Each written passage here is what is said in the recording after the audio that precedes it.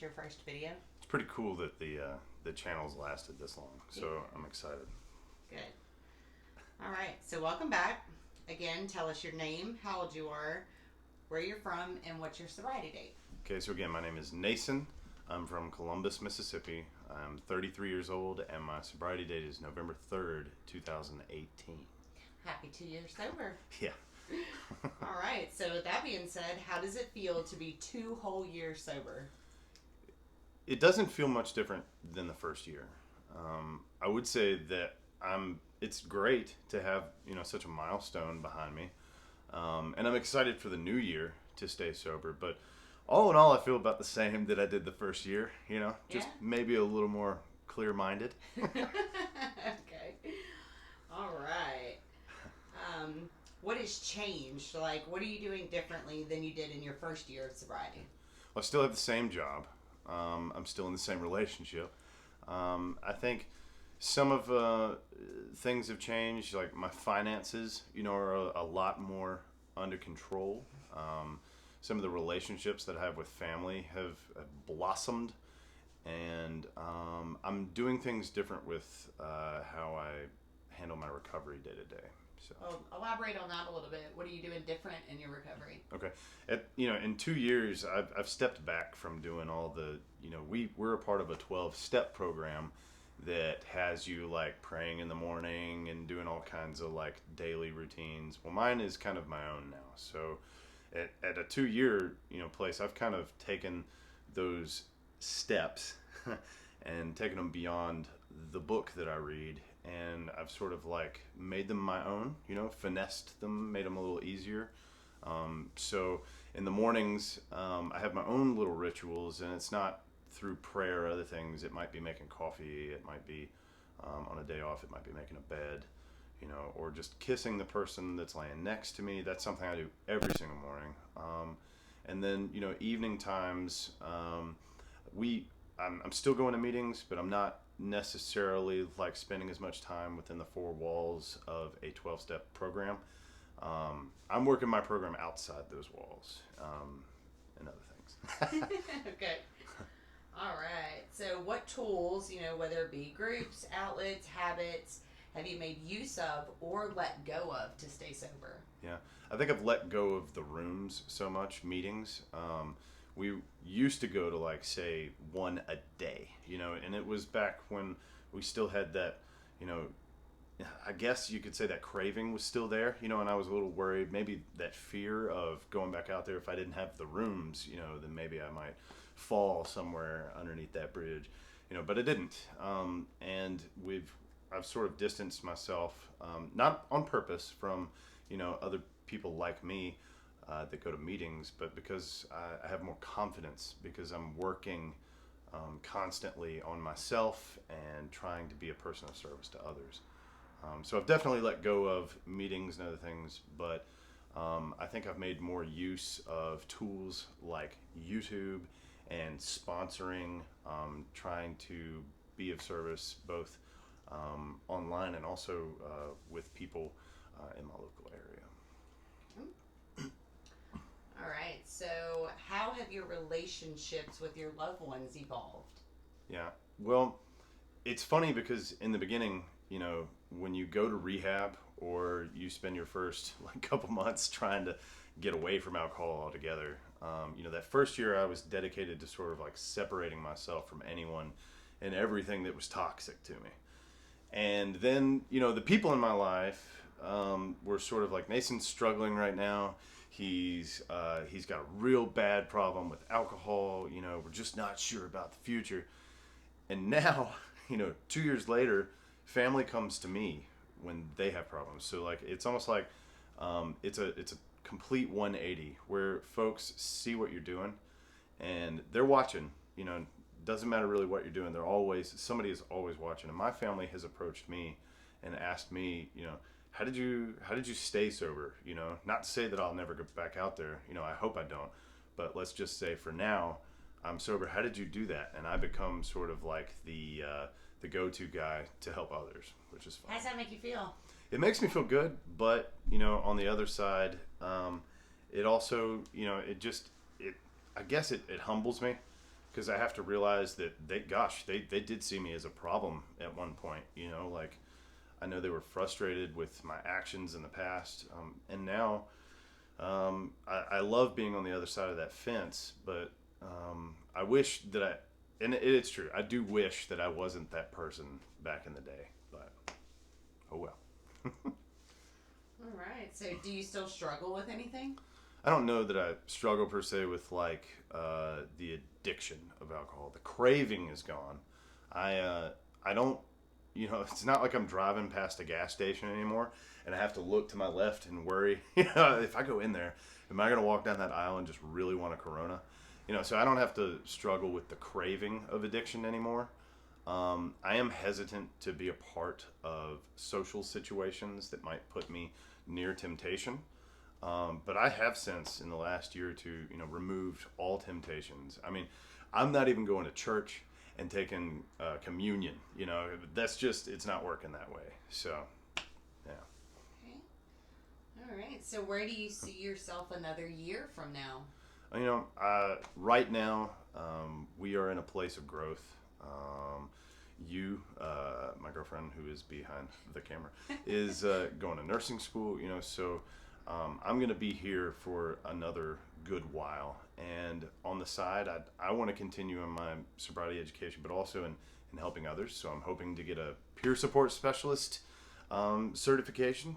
And then I'm hoping that, I can financially, I'm hoping to build a little bit of cash flow so that I have a nest egg on the side, all the while I'm hoping that in the next year or two I can build a bigger catalog of stories from other people that will spread on YouTube. That's where I hope I am. Very cool. All right, so a little bit of reflection.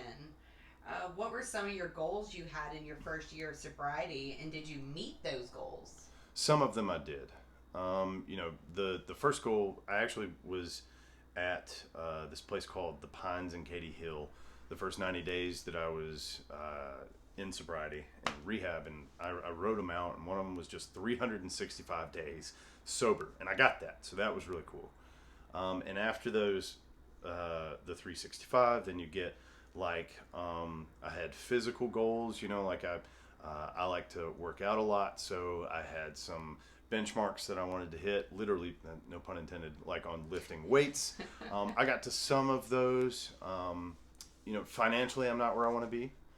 I think artistically, as a creator or an influencer online, I'm not where I want to be.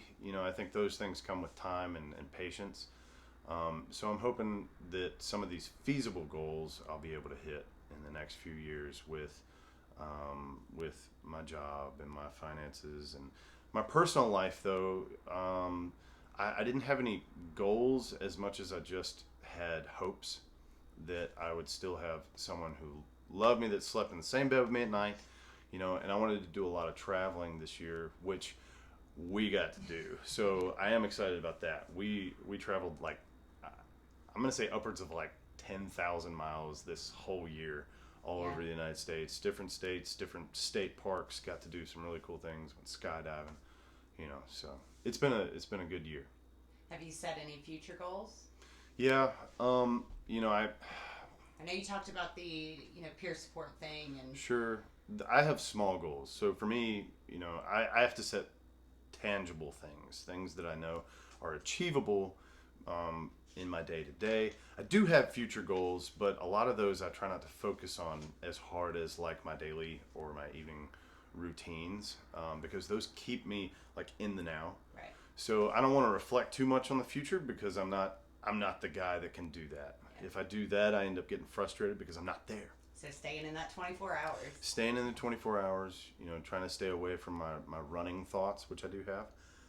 Not as much as I used to, but keeping out of self is the best way for me to attain small goals. Very good, very good. Would you say you're happier? Brilliant. Like, happiness, like, that's fire. Like, that's hard to explain. It's a question that you can ask, but words, we did an interview with Alex, another guy that's been on the channel a few times, and he said, man, the words, he put it the best way. You cannot explain the sense of purpose and happiness that comes with long-term sobriety. So for me, I mean, I have a wonderful relationship. My family is happy, about where I am as a person and as their son. I have done things with my girlfriend, meeting her kids and building a relationship there. That's not something that I would have done in the past. Douchebag drinker over here would never, if you'd have told me that 2 years ago, no, I would have never done that. So I see myself growing, in maturity. I hate adulting still, and there have been some hiccups here and there, but I am overall, on a scale of 1 to 10 at like a 15. And I know that some people say that's a pink cloud in sobriety, but since we've just stayed focused on our goals and working with others, being of service, that pink cloud never went away. Yeah. So.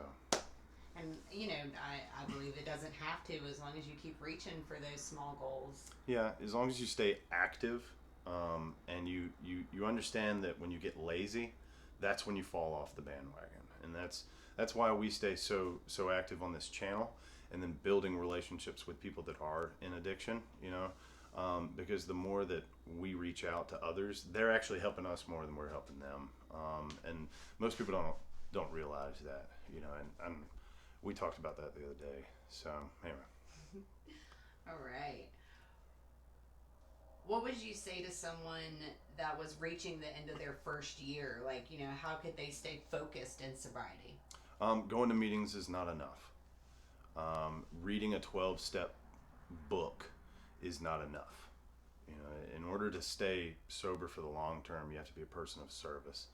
And you learn in your first year to listen, like you go into a meeting and you listen to understand rather than listening just to respond. So you go to a lot of meetings, and you're excited because you're a part of a group, and that's great, because community is a big part of sobriety. But when you go to these meetings and you're meeting people, it's not about just going inside four walls. If you limit yourself to a 4-wall room, you'll never grow. So in your second year, reach further beyond. Go spend more time in the places that are uncomfortable. Because on the other side of fear, thank you, Will Smith, is bliss. And that's what we did all year. And, reaching out to other people, I would say for that person in their second year, get busy. If you've seen, what is that movie? Red, he's like, you get busy living or you get busy dying. Yeah. So that's my advice. Get busy.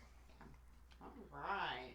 So what do you think has changed the most about yourself in the last 2 years? That's a tough thing. I'd say probably my emotional. That's wow. My mannerisms. How I handle trauma, and how I handle life on life's terms.